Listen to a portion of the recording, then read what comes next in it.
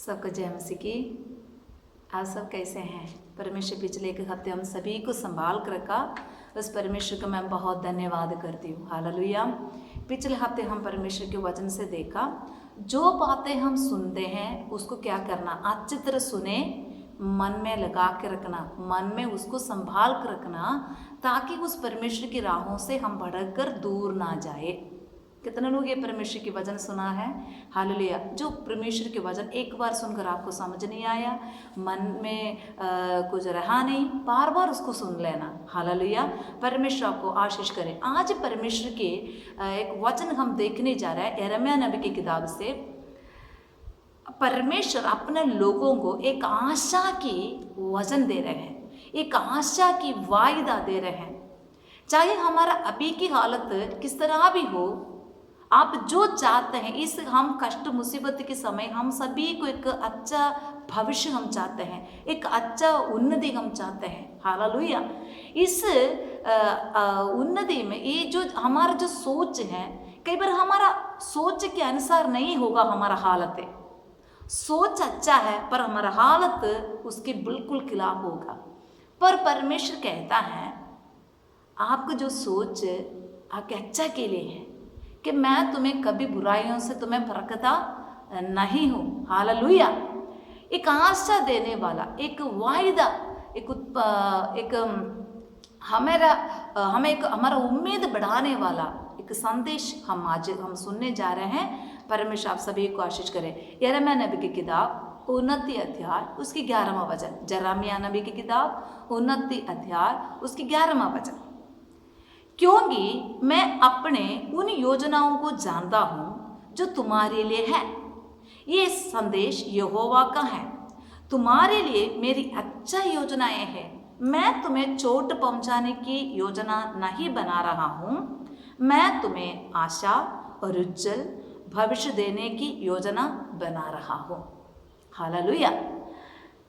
एक अच्छा परमेश्वर की वचन हमने पढ़ा है। ये किस संदर्भ में ये वचन लिखा गया है? हालेलुया। अभी प्रभु के लोग एक देश में परदेशी होकर रह रहे हैं।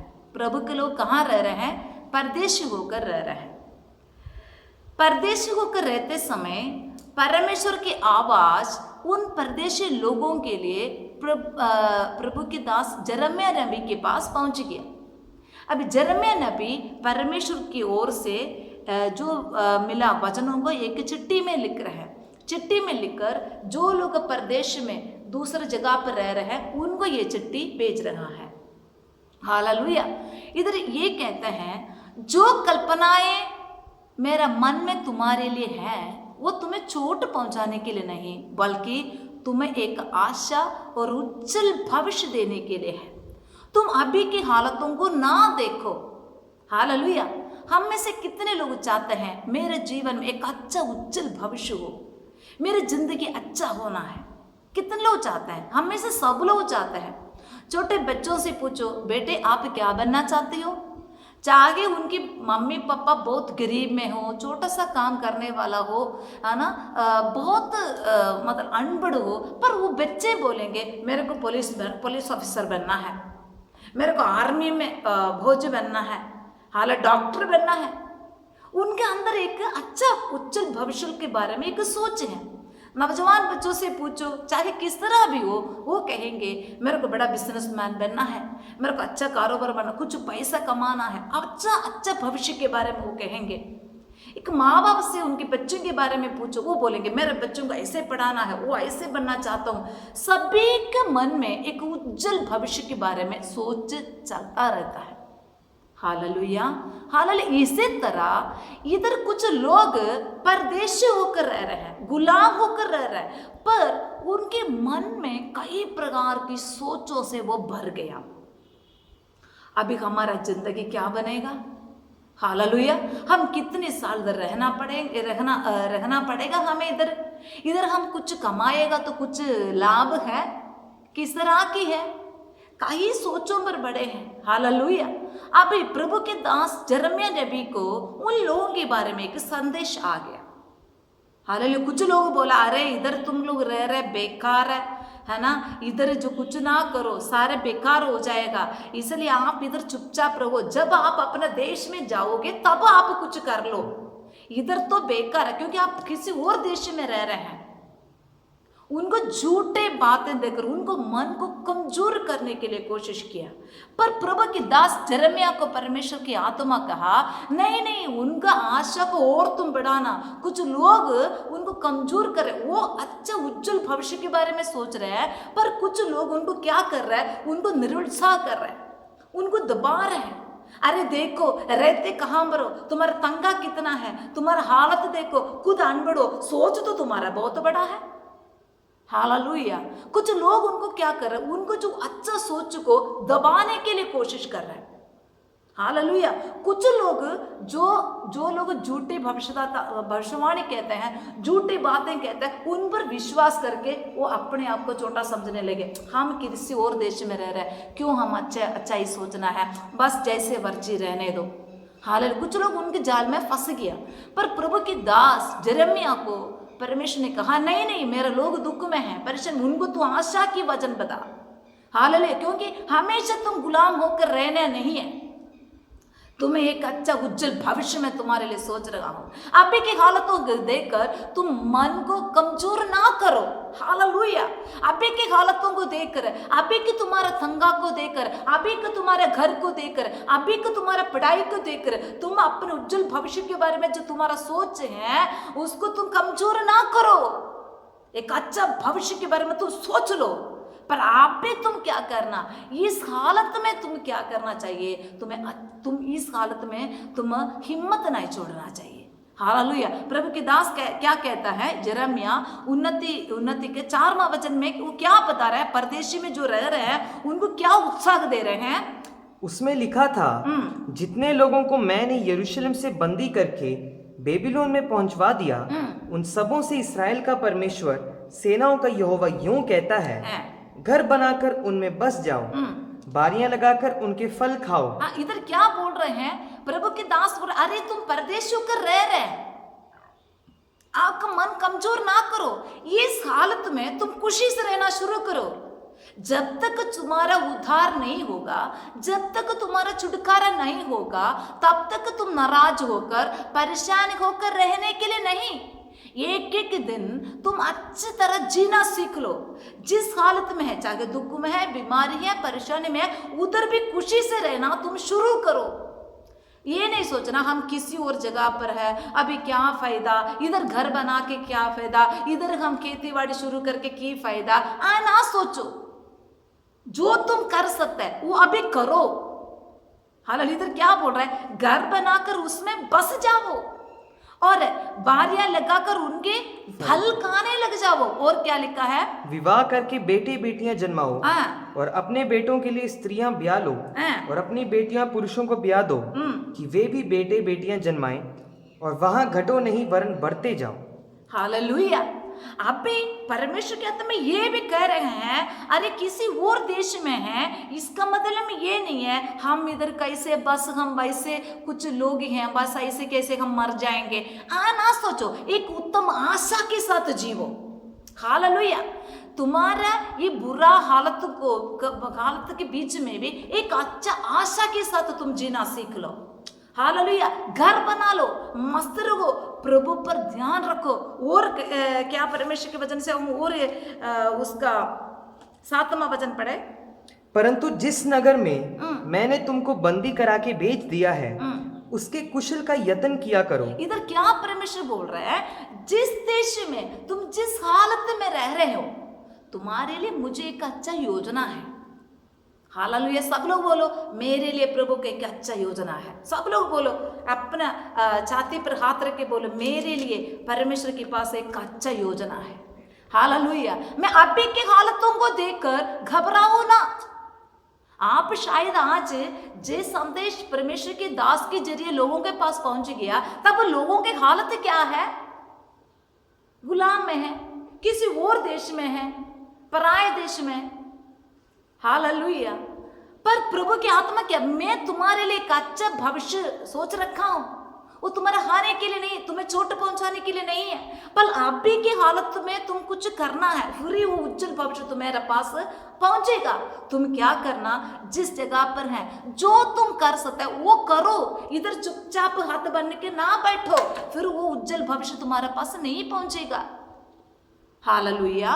घर बना लो, खेती बाड़ी बनाना शुरू करो, और क्या करना है, और ब्याह और तुम कम होना नहीं चाहिए, तुम पीढ़ी पीढ़ी तो तुम बढ़ते जाओ। ये नहीं सोचना मैं इधर ब्याह करके पड़ गया और मेरे नाते पोते इधर ही मर जाएंगे, आए पुट्ठा सोच ना सोचो, बढ़ जाओ, बरकत में हो जाओ। और इस देश की कुशल के लिए प्रार्थना करना। कई बार हम सोचते हैं जिस घर पे हम किराए पर रहता है, हम सोचे प्रभु इधर से हम छुटकारा मिले, हालेलुया। जिस दुकान में हम काम करते हैं हम सोचते हैं ये मालिक कैसे बाबू हैं, इधर कोई बरकत नहीं है, ऐसे हम उनको श्राप नहीं देना, उनके खिलाफ हम बुड़बुड़ाना नहीं है। हम क्या करना है, जिस घर पे हम रहते हैं उस घर के कुशल मांगना चाहिए, हालेलुया।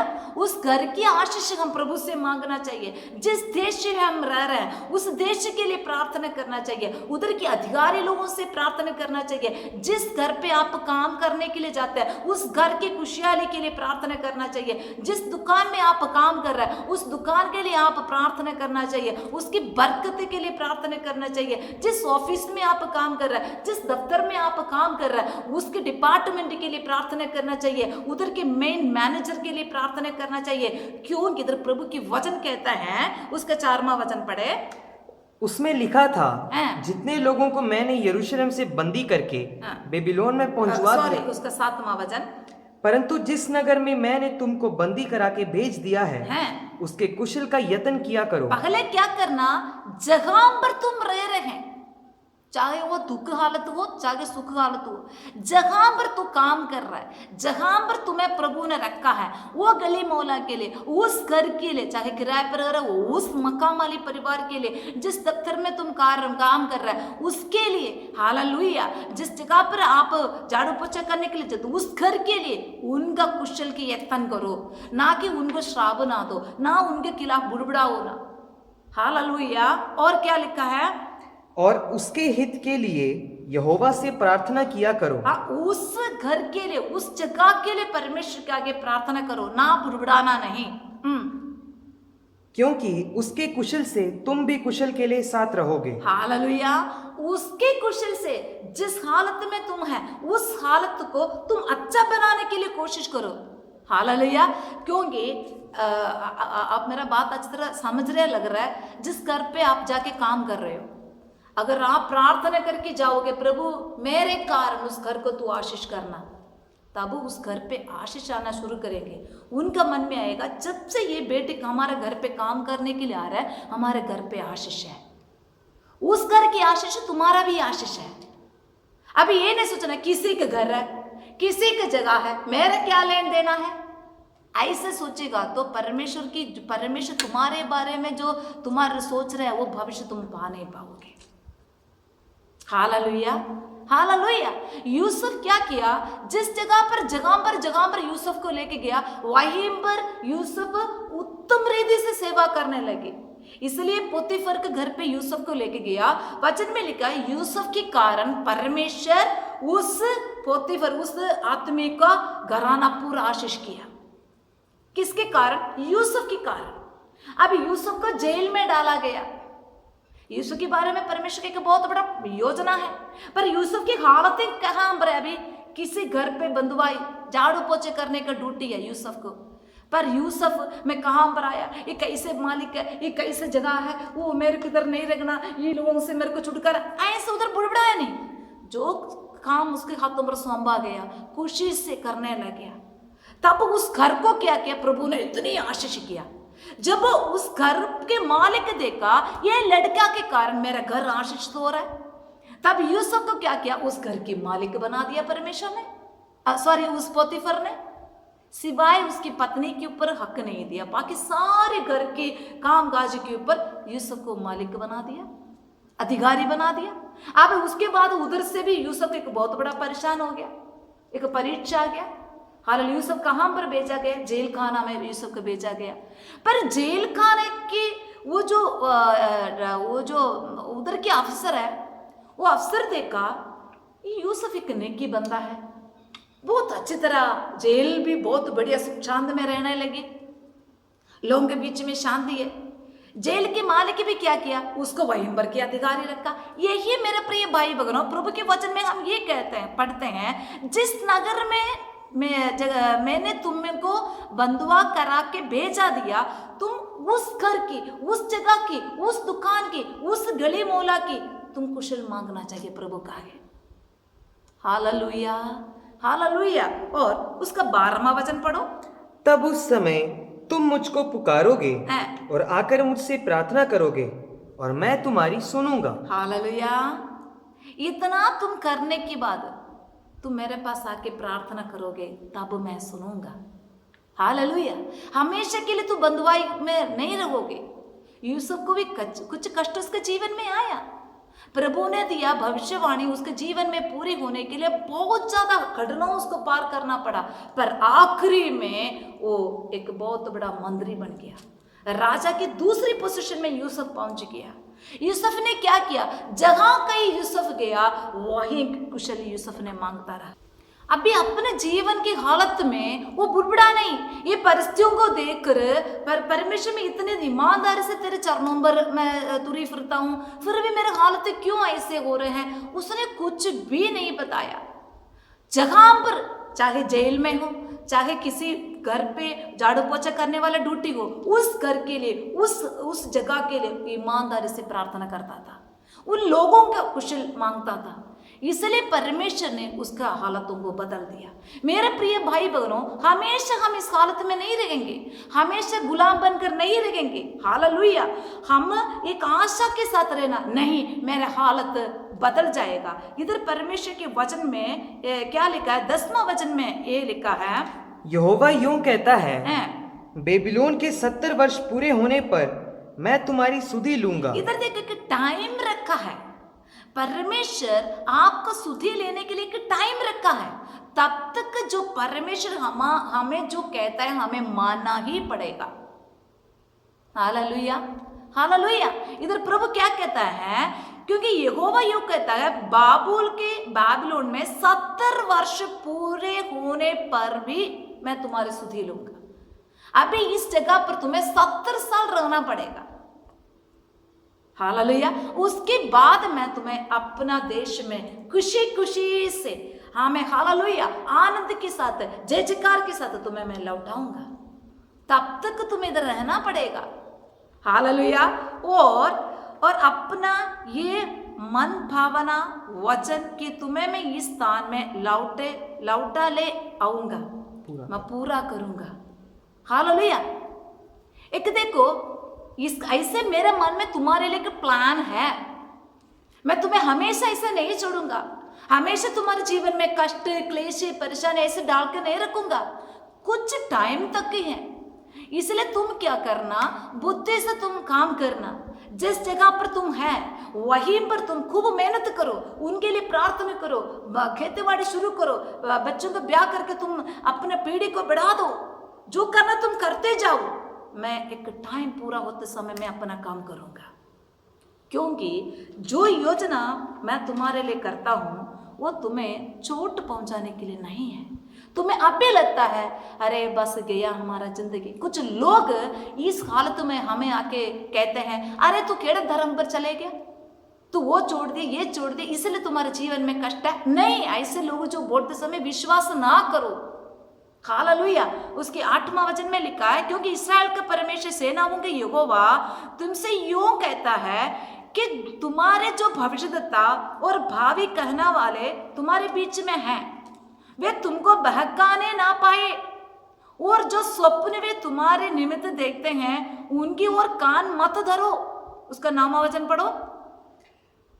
क्योंकि वे मेरे नाम से तुमको झूठी भविष्यवाणी सुनाते हैं, मैंने उन्हें नहीं भेजा, मुझे यहोवा की यह वाणी है। हालेलुया। कुछ लोग तुम्हारे पास आकर कहेंगे, अरे तुम्हें परमेश्वर अब भी बरकत देने जा रहे हैं, अभी तुम्हारे का सारे कष्ट पूरा होने जा रहा है। रेखा माना शबा लखा रगस्या।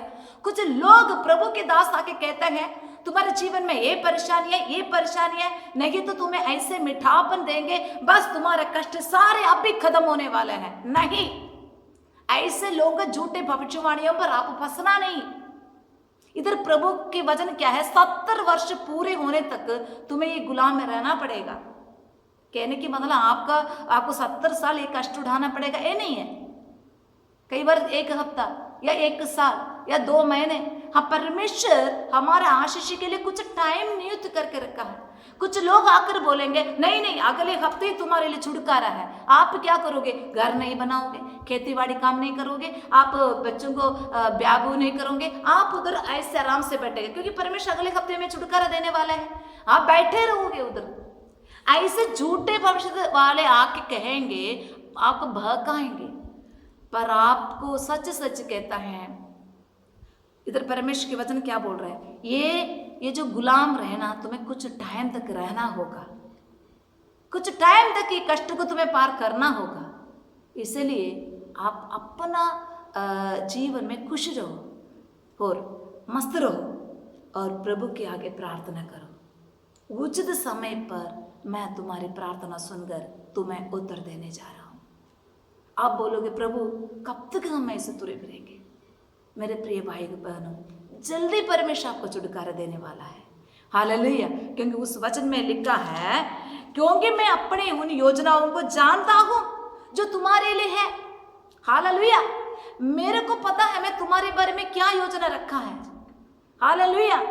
ये संदेश एक इंसान की तरफ से नहीं है। यिर्मयाह कह रहे हैं, अरे भाई मैं खुद नहीं बोल रहा आपके बारे में, ये परमेश्वर की ओर से मुझे मिला वाणी है, मैं आपको दे रहा हूं।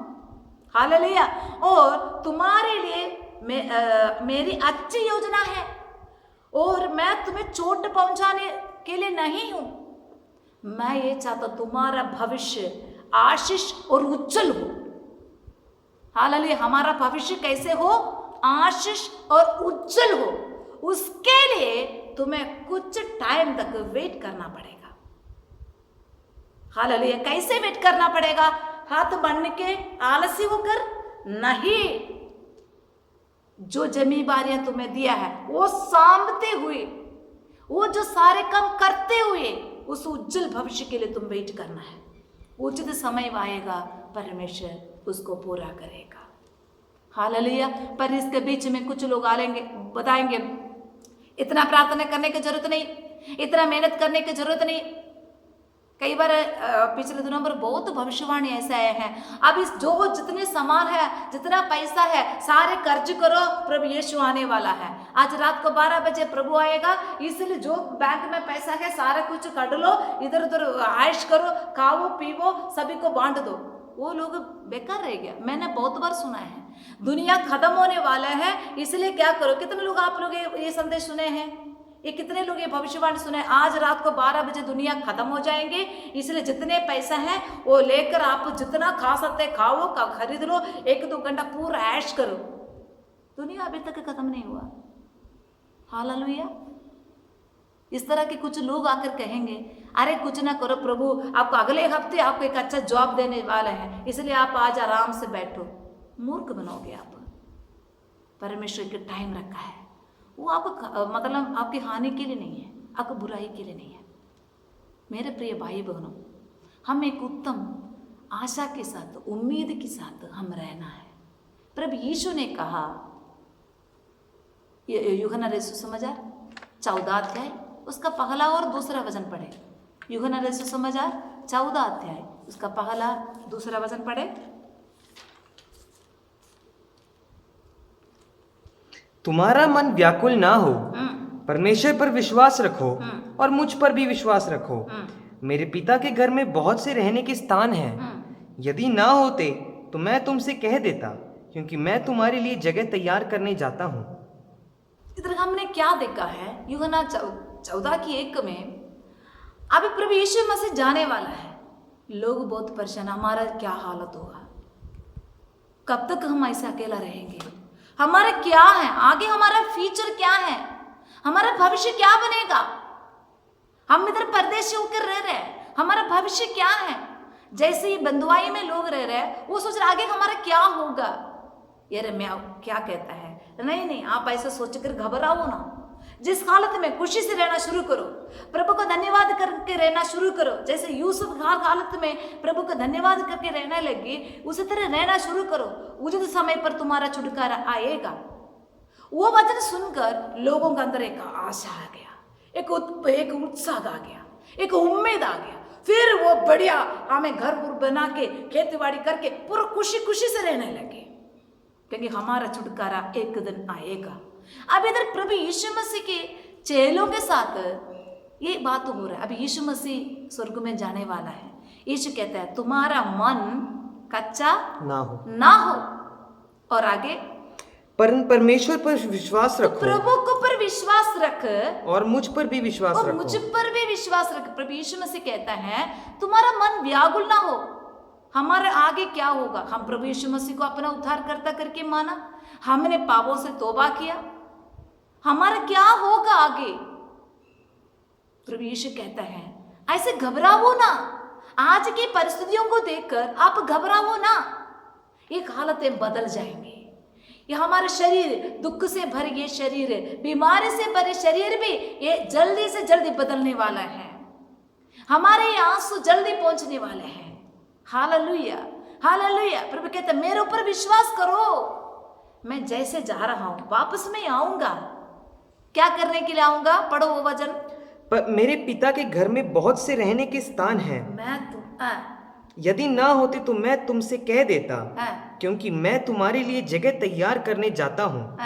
और यदि मैं जाकर तुम्हारे लिए जगह तैयार करूं तो फिर आकर तुम्हें अपने यहाँ ले आऊंगा। हालेलुया। जहां पर मैं रह रहा हूं वहीं पर तुम भी हमेशा मेरे साथ रहना है। ऐसे एक प्लान परमेश्वर हमारे बारे में रखा है। इसलिए अब भी तुम जहां पर इस दुनिया में रह रहे हैं खुशी से रहो, आनंद के साथ रहो। इस दुनिया के लिए प्रार्थना करो, इस दुनिया के राजनीति के लोगों के लिए प्रार्थना करो। जो जमींदारी तुम्हें मैंने दिया है उस जमींदारी को अच्छी तरह सांभो। मेरे को तुम्हारे बारे में एक अच्छा योजना है। क्या योजना है? मैं जल्दी आने वाला हूं तुम्हें मेरे पास ले जाने के लिए। मैं वहीं पर तुम्हारे लिए जगह तैयार कर रहा हूं। जब दया जगह तैयार करेगा मैं आ जाऊंगा, तुम्हें ले आऊंगा, ले जाऊंगा। पर बीच में कुछ लोग आके बोल रहे प्रभु यीशु नहीं आने वाला है, नहीं तो बोलेंगे यीशु आने के लिए अभी भी और टाइम लगेगा। कुछ लोग कहते हैं अरे बेकार, यीशु तो आज रात को आएगा, यीशु तो आ चुके हैं। हमारा मन को ऐसे गड़बड़ करने वाले भी उठ खड़ेंगे। पर हम क्या करना चाहिए? जो बातें आप सुने हैं उस पर मन लगाकर उसको उसके अनुसार हम जीवन बिताएं। आज इस दुनिया में हमें प्रभु रखा है, चाहे कुछ दुख मुसीबत के बीच में होगा, किसी घर पर काम कर रहे होंगे, किसी के अधीन में होगा, वहीं पर हम ईमानदारी से रहना शुरू करो। उनकी कुशल के लिए हम प्रार्थना करें, हमारी इस धरती के लिए प्रार्थना करें, इस दुनिया के लिए प्रार्थना करें, हमारे शहर के लिए प्रार्थना करें, हमारा भारत के लिए प्रार्थना करें। हालेलुया। परमेश्वर उचित समय पर आएगा। हालेलुया। जहाँ पर दुख मुसीबत नहीं है, हालेलुया, जहाँ पर आंसू नहीं है, वहीं पर हमें ले जाने के लिए प्रभु जल्दी आने वाला है। हम एक आशा के साथ रहे। जैसे वो बंधुआई में रहने वाले लोगों के अंदर एक आशा आ गया। कोई बात नहीं, इधर की हम चाहे परदेशी में है, चाहे हम गुलाम में है, कोई बात नहीं, हमें एक छुटकारा का दिन बहुत निकट है। उनके अंदर एक आशा आना शुरू हो गया। उसी तरह उस आशा में हम रहे। इस दुनिया के दुख मुसीबत सब जल्दी दूर होने वाला है। दुख से भरे ये दिन बीत जाएंगे, दुख से भरे ये दिन बीत जाएंगे, हर पल हम यीशु के संग आनंद मनाएंगे, हर पल हम यीशु के संग आनंद मनाएंगे। हालेलुया। ये आशा के साथ है, ये धन्य उम्मीद के साथ हम जिए। हमारा प्रभु जल्दी आने वाला है। Hallelujah, hallelujah. इसलिए प्रिय मेरे बच्चों, आज की इस हालत को देखकर मेरा भविष्य अच्छा नहीं होगा, मैं क्या होगा, ऐसे घबराओ ना। हालेलुया। ये कुछ टाइम के लिए है। आपके पर जो आपके अंदर जो भविष्य के बारे में आप सोच रहे हैं, जल्दी आपके साथ वो पूरे होने वाला है। कुछ लोग आपको कमज़ोर करेंगे, कुछ लोग आपको परेशान करेंगे, कुछ लोग आपको बोलेंगे अरे पढ़ाई पढ़ाई छोड़ दे, बेकार है, कोई फ़ायदा नहीं है। उन लोगों को बात सुनकर आप नाराज मत हो, आपके मन को कच्चा ना करो, अब मेहनत करते रहो। हालेलुया। उचित समय पर हमारा छुटकारा होगा, उचित समय पर हमारा उद्धार होगा। हाल उचित समय पर हमारा प्रभु आएगा, हमें ले जाएगा। हालेलुया। हाल ऐसे को धन्य आशा के साथ, एक अच्छा उम्मीद के साथ हम अपने जीवन बिताए। परमेश्वर सभी को इस वचन के जरिए आशीष करे। आमीन। हालेलुया। आइए हम सब लोग अपना आंखें बंद करें, हम प्रार्थना करें। Hallelujah, hallelujah. सर्वशक्तिमान जिंदा जीवदयाल परमेश्वर, सुंदर समय के लिए हम तेरा धन्यवाद करते हैं खुदावंदा। तूने हमारे जीवन में दिए सच्चा दिन के लिए हम तेरा धन्यवाद करते हैं खुदावंदा। चाहे हमारा आज की हालत किस तरह भी हो परमेश्वर, कुछ लोग हमें नाराज करने के लिए, कमज़ोर करने के लिए, हमारा हाल उज्जवल भविष्य के बारे में जो हम सोचते हैं उस सोचों को दबाने के लिए कोशिश करते हैं। पर परमेश्वर तू हमें कहा है हालेलुया, आप उन दबाव में ना रहो। आप जो आपके बारे में सोच रहे हैं, जो मेरी एक उम्मीद है आपके बारे में, एक योजना है, वो आपको हानि के लिए नहीं है। मैं आपके बारे में एक अच्छा उज्जवल भविष्य में आपके बारे में सोचता हूँ, वो जल्दी पूरी होने वाला है। इसलिए अभी की इस हालत को तो प्रार्थना करें, उम्मीद के साथ, एक नई आशा के साथ। हालेलुया। आप जीना शुरू करो। इधर आलस्य होकर, नाराज होकर अपने टाइम को आप वेस्ट मत कीजिए। Hallelujah, hallelujah. परमेश्वर इस वचन के मुताबिक हम जीने के लिए हमें मदद कर, सहायता कर खुदावंदा। एक अच्छा छुटकारा की उम्मीद में, एक अच्छा छुटकारा की आशा में हम रहने के लिए मदद कर खुदावंदा। प्रभु यीशु मसीह भी कहा तुम्हारा मन व्याकुल ना हो, मैं जल्दी तुम्हें लेने के लिए आने वाला हूँ। जब मैं तुम्हारे लिए जगह तैयार करूँगा, मैं आके तुम्हें जहाँ पर मैं बैठा हूँ उधर तुम्हें लेने के लिए मैं जल्दी आने वाला हूँ। इसलिए हम इस दुनिया की, हमें इस हालतों को देखकर परमेश्वर घबराने के लिए नहीं, एक धन्य आशा के साथ रहने के लिए मदद कर खुदावंदा। हालेलुया। परमेश्वर कभी हमारा हानि के लिए आप कोई योजना नहीं बनाते हैं, हमारा उज्जवल और अच्छा भविष्य के बारे में आपको भी फिक्र है प्रभु जी। आमीन खुदावंदा। हमारा मन को और मजबूत कर, हाल एक धन्य आशा, एक नया उम्मीद, नया उत्साह हमारा अंदर उत्पन्न कर परमेश्वर। आज जो मेरा वचन सुन रहे हैं, चाहे उनके हालत किस तरह भी हो परमेश्वर, खुदावंद तेरे बच्चों के अंदर एक नया आशा उत्पन्न करे, एक नया सोच उनका अंदर उत्पन्न करे। सारे सुस्त आलसी को तेरे बच्चों के जीवन से दूर कर दे परमेश्वर। धन्यवाद। इस सप्ताह पूरा तेरे बच्चों को तू ही संभाल कर रखना, सुरक्षित रखना, हर कदरों से, विपत्ति से बचा कर रखना प्रभु जी। बच्चों का अनुग्रह कर, नौजवान बच्चों का आशीष कर, हर परिवार को आशीष करे, हर बुजुर्ग लोगों को आशीष कर, उनके हर एक हालतों पर तू ही उनके साथ रहना प्रभु जी, मदद कर। धन्यवाद करते हैं, तूने हमारे दुआ प्रार्थना को सुनिए। धन्यवाद। तेरे बच्चों का पिता पुत्र पवित्र आत्मा के नाम से प्रार्थना करके आशीष करते हैं परमेश्वर। आशीष बरकत इनका जीवन भार बने रहे। धन्यवाद। तूने हमारे दुआ प्रार्थना को सुने। धन्यवाद। सारे आदर चलान महिमा परमेश्वर हम आपको देते हैं, प्रभु यीशु मसीह के नाम से हम मांगते हैं। आमीन, आमीन, आमीन। अभी हमारा पिता परमेश्वर का प्रेम, पुत्र यीशु मसीह के अनुग्रह, पवित्र आत्मा की सौभाग्यता, प्रभु यीशु मसीह के दूसरे आगमन तक हमारा साथ होता रहे। आमीन, आमीन, आमीन। Hallelujah, hallelujah, hallelujah. परमेश्वर आप सभी को आशीष करे। सबको जय मसीह की।